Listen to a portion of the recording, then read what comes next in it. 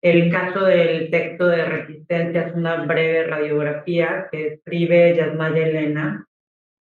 y, eh, y pues del cual les voy a hablar, pero seguramente ya la conocen, pero me gustaría decir algo sobre su biografía. Ella es una mujer que nació en Ayutla, Mije, es escritora, lingüista, traductora, investigadora y también activista ambiental. Es licenciada y maestra en lenguas, es lingüista y se dedica a la divulgación y al estudio de la diversidad lingüística y sobre todo de lenguas originarias en riesgo en México y ha desarrollado contenidos para materiales educativos en lenguas indígenas. Asimismo participa en distintas organizaciones que tienen que ver sobre todo con pues el rescate, o más que el rescate con la difusión y la investigación de la cultura mije, entre otras, en general también de las culturas en Oaxaca, y colabora como en la Biblioteca de Investigación Juan Córdoba en Oaxaca y además escribe un blog, entre muchas otras actividades de difusión y divulgación científica y sobre todo también del activismo. Y pues bueno, lo que ella de alguna manera narra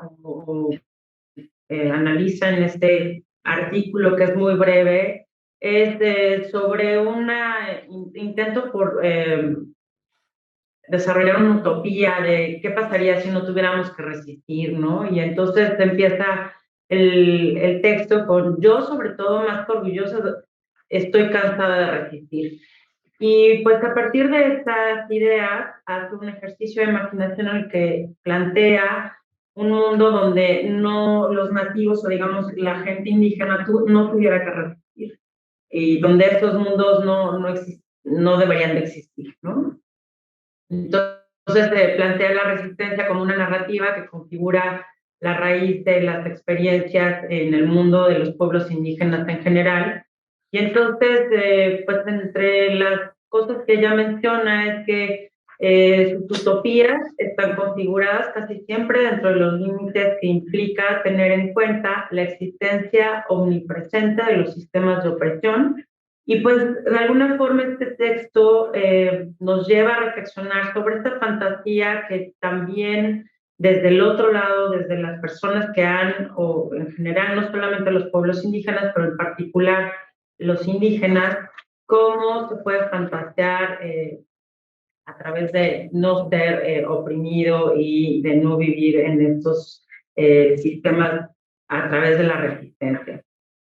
Y entonces en este ejercicio utópico de imaginar no resistir, pues bueno, la resistencia para ella es imaginar que no se tiene que resistir. Y entonces al respecto empieza cuestionando estas narrativas de resistencia que se moldean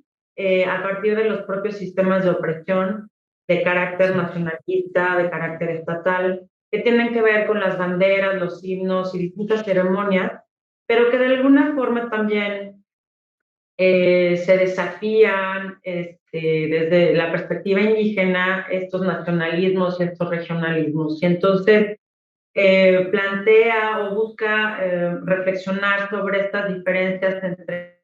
lo indígena versus lo mestizo. Y las plantea como categorías inexistentes en otros mundos. Y justamente, pues en algunas entrevistas que ella ha dado, pues sobre todo menciona que ella, antes de salir de su lugar de origen, pues no sabía qué significaba ser indígena. Sabía que era ser mije, pero eso no significaba más allá de un asunto identitario y no era como una confrontación entre lo que pues, realmente ocurre en el mundo occidental, esta pelea entre el ser y el no ser. Y entonces ella menciona que hablar su lengua materna en sí mismo es ya un acto de resistencia que se ha considerado a partir de las políticas de castellanización forzada que fueron ferozmente impuestas a lo largo de la historia. Y entonces, pues en esta idea de confrontar, es estar orgulloso de quienes son, digamos, indígenas o están cansados de ser y de resistir por ser indígena, ella de alguna forma cuestiona y plantea estas posibles resistencias. Creo que ella no lo plantea en plural, yo lo he puesto en plural porque en realidad son muy diversas, justo porque más o menos enumera o enlista algunas de las más significativas, pero no son todas, que tienen que ver con lo que viven los pueblos indígenas. En primera, pues bueno, las resistencias al racismo, también llevan a cabo resistencias y de muy diversas formas a los intereses capitalistas, a los despojos de sus territorios, de sus formas y fuentes de vida, a las resistencias a los estados nacionalistas e integristas que han borrado o que intentan borrar sus identidades y formas de existencia. Y bueno, si bien ella reconoce que sería ingenuo clasificar los distintos tipos y modos de resistencia, porque hay un sistema de opresión bastante imbricado y que sería también muy deshonesto analizarlos separadamente, porque se generan redes complejas que oponen dinámicamente sistemas de opresión. Aún así, hace un ejercicio bastante interesante para hacer esta reflexión sobre los distintos formas de resistencia que han estado presentes pues, en los pueblos indígenas. Y por una parte, pues habla de esta resistencia frontal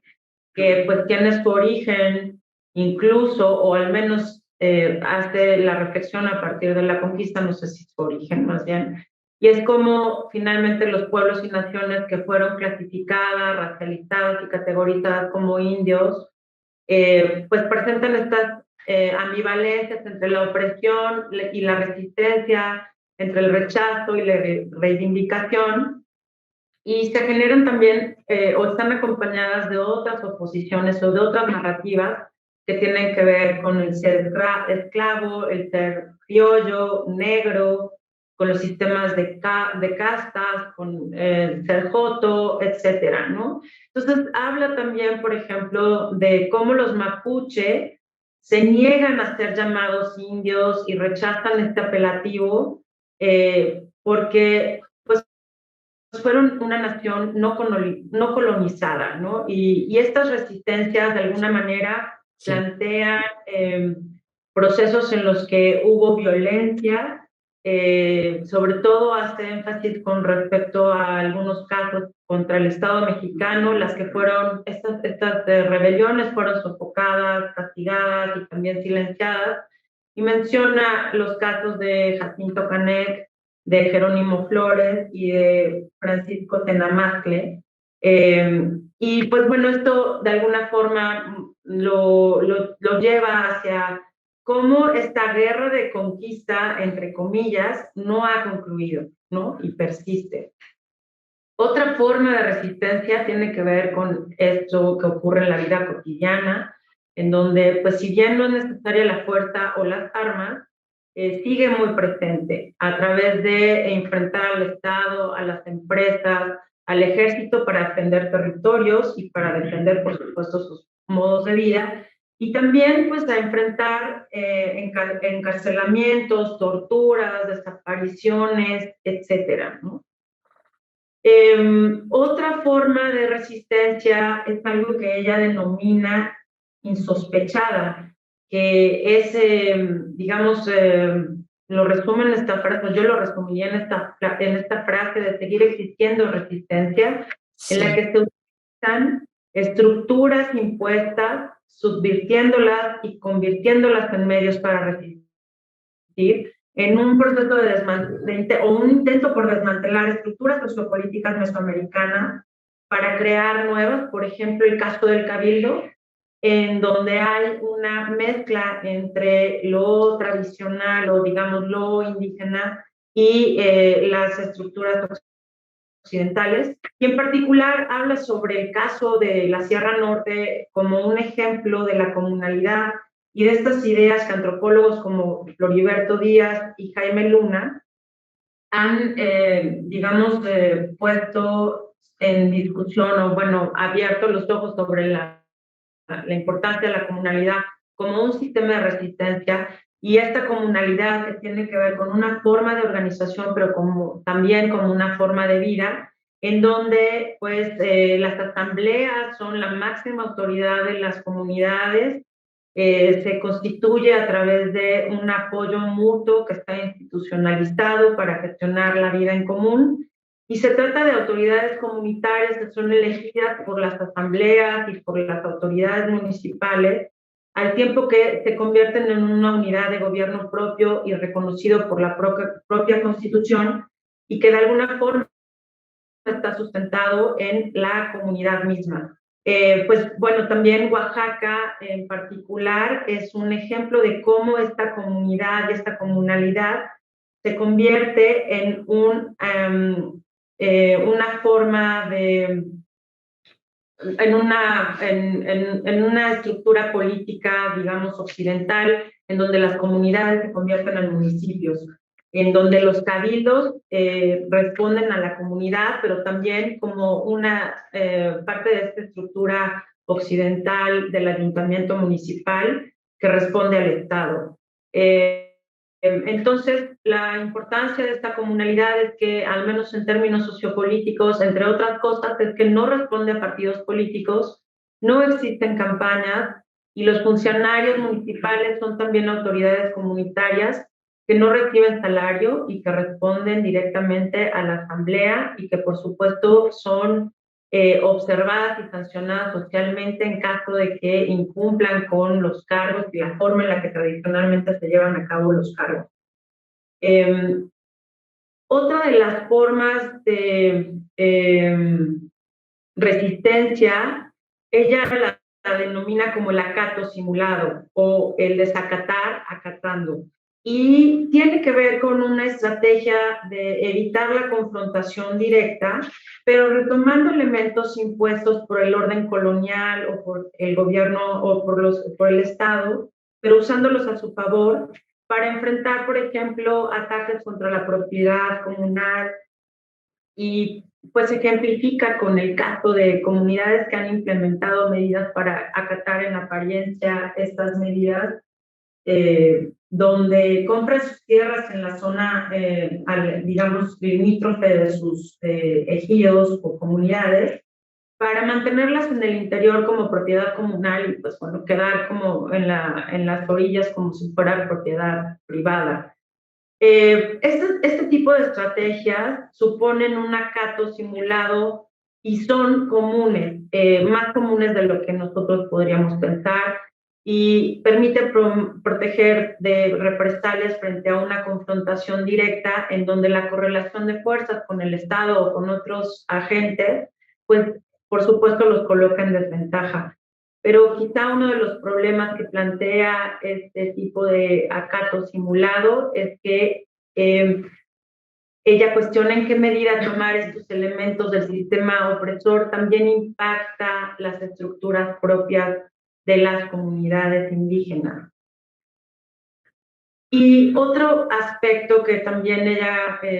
considera como una forma de resistencia es la inclusión. Y de cierto modo esto lo lleva como al campo pues más judicial o jurídico, en donde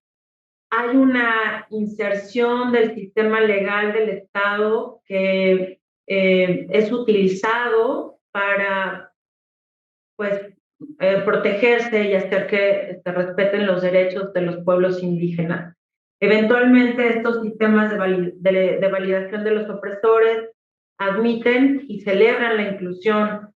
y esta forma de infiltrarse en los sistemas opresores es un acto de